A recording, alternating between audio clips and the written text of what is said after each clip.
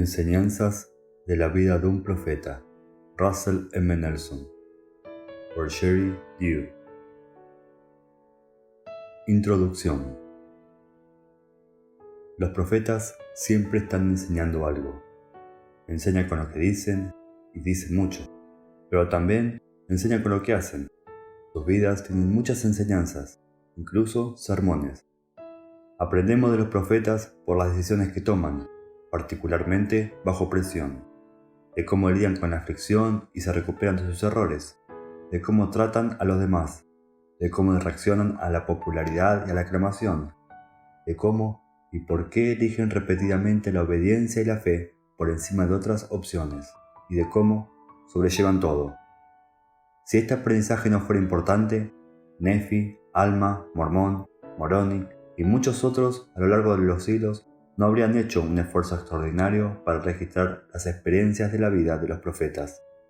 Leí y su familia saliendo de Jerusalén, Nefi construyendo un barco y siendo acosado por sus hermanos mayores, Alma y Amulek en prisión, Abinadí en la corte del rey Noé, la descripción de Moroni y el colapso de la civilización nefita, y así sucesivamente.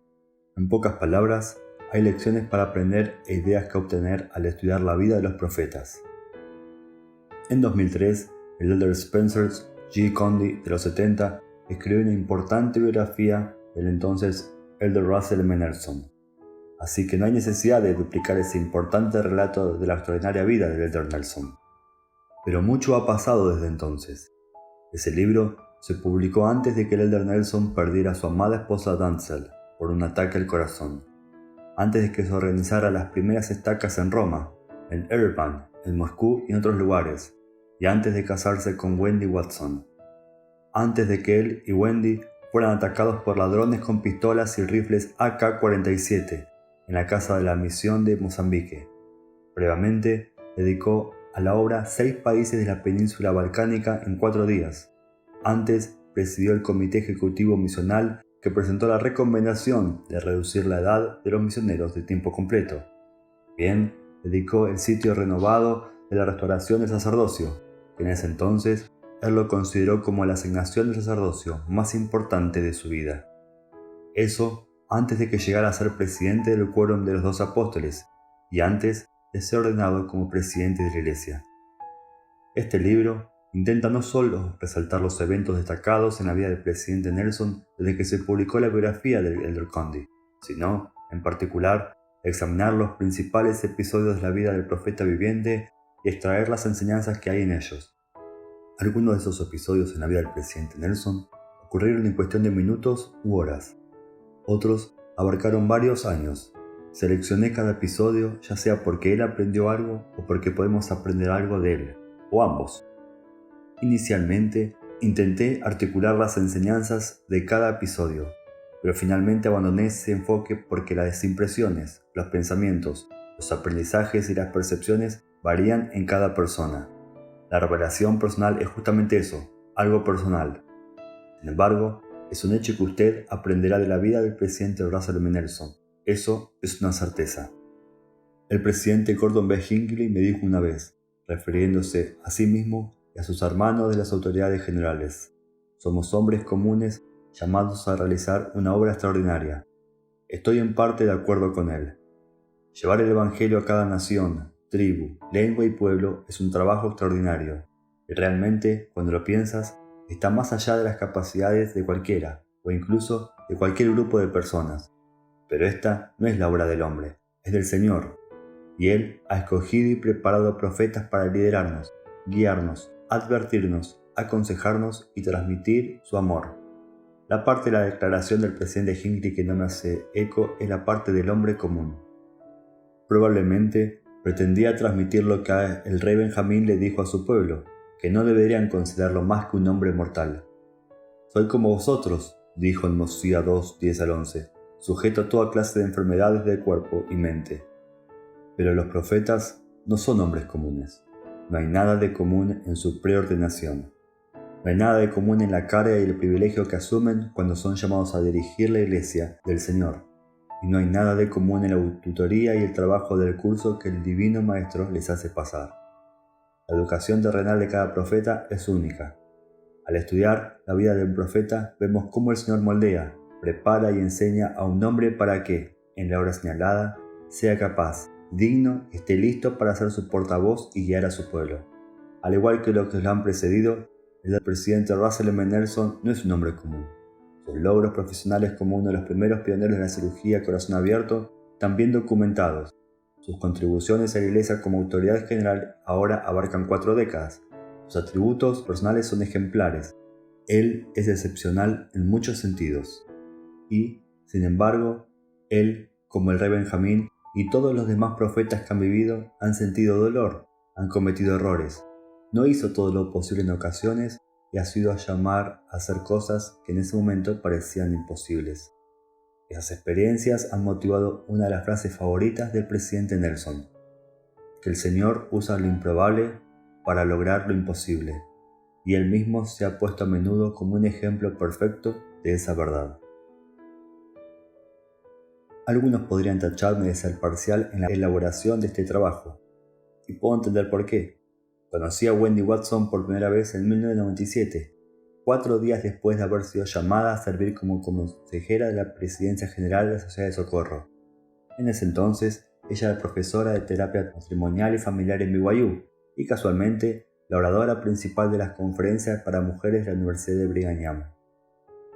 Para sorpresa de las dos, nos convertimos en las mejores amigas.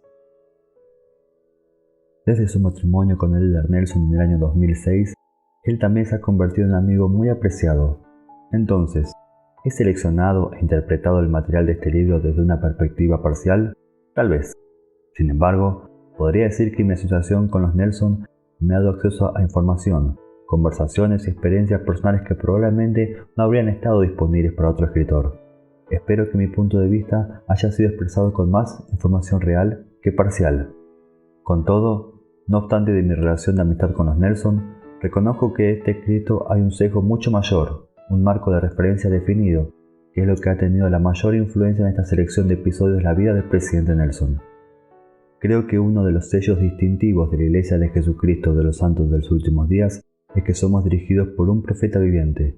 Lo he creído y de hecho lo he sabido durante mucho tiempo. La primera vez que vi un profeta en persona fue en 1966. Yo tenía 12 años y nuestra familia había conducido desde Ulysses, Kansas, hasta Salt Lake City, Utah, para asistir a una conferencia general por primera vez. Hicimos largas filas afuera del tabernáculo para entrar. Una vez que encontramos asientos en la balconería, las bancas me parecieron duras y las reuniones largas para una preadolescente inquieta. Admito que estaba más fascinada con el camarógrafo de KSL, que en esa época se sentaba en una silla que subía y bajaba mediante un pequeño elevador hidráulico en lo que se oía en los altavoces. Pero después de la última sesión, sucedió algo inolvidable. El presidente David O. McKay, vestido con su clásico traje blanco y su característico cabello blanco suelto, que lo hacía parecer como todo un profeta, salió del tabernáculo para ir a la manzana del templo, y se detuvo y habló con un grupo de jóvenes que lo esperaban. Yo estaba entre esos jóvenes, y nunca he olvidado cómo me sentí mientras nos hablaba. No pude estrechar la mano, pero en un momento me miró directamente, y mientras lo hacía, sentí una sensación recorrer todo mi cuerpo. No sé si entendí lo que yo estaba sintiendo en ese momento, pero pude ver el comienzo de mi testimonio del profeta viviente de esa experiencia. Para mí, ese es un momento congelado en el tiempo. Desde entonces, he tenido el privilegio único de relacionarme estrechamente con 4 profetas, los presidentes Erastus Benson, Gordon B. Hinckley, Thomas S. Monson y Russell M. Nelson, y he estado en presencia de ellos cientos de veces. Esa familiaridad no ha provocado falta de respeto ni nada remotamente parecido. Por el contrario, cuanto más de cerca he trabajado con ellos y cuanto más los he observado en su amplia gama de escenarios, más notables se han vuelto a mi vista. Y el Espíritu me ha dado testimonio una y otra vez de que estoy en presencia de un profeta. Sé que el profeta José Smith vio lo que dijo que vio en la arboleda del norte de Estados Unidos, Nueva York. Él es el sumo sacerdote presidente de esta dispensación. Yo lo creo, lo sé. He recibido innumerables testimonios de que eso es cierto. De la misma manera que sé que José Smith es un profeta, sé también que el presidente Russell M. Nelson es el portavoz del Señor en la actualidad, el 16º sucesor de José Smith y un profeta viviente en todos los sentidos de la palabra. Los cielos están abiertos, Dios es nuestro Padre y su Hijo Jesucristo es nuestro Salvador, y ellos hablan a su profeta. Nuestra seguridad espiritual depende de nuestra disposición a escuchar su consejo y prestar atención a sus palabras. Hay un momento revelador en la vida de Nefi, cuando después de llegar finalmente a la tierra prometida, Lamán y Lemuel se enojan cada vez más con él. El Señor le aconseja a Nefi que huya al desierto. Su relato de lo que sucede es interesante y a primera vista básicamente una lista de pasajeros. Sucedió, pues, que yo, Nefi, tomé mi familia, y también a Zoram y a su familia, y a Sam, mis hermanos mayor y su familia, y a Jacob, José, mis hermanos menores, y también a mis hermanas. Pero luego agrega una línea llena de significado, y a todos los que quisieron ir conmigo, y todos los que quisieron acompañarme eran aquellos que creían en las amonestaciones y revelaciones de Dios. 1 Nefi 5:6. En resumen, eran todos los que creían en las palabras de un profeta. La pregunta es la misma en nuestros días, para cada uno de nosotros. ¿Iremos con el profeta? Cuando el presidente Russell M. Nelson testifique de Cristo y nos señale el camino de los convenios al pedirnos que ministremos, leamos el libro de Mormón, pasemos más tiempo en el templo y seamos más cuidadosos con los medios que vemos. ¿Le prestaremos atención y lo seguiremos? ¿Iremos con el profeta? Con mi testimonio sobre la importancia de seguir al profeta, como mi marco de referencia, mi parcialidad, por así decirlo, ofrezco estas enseñanzas de la vida de un profeta.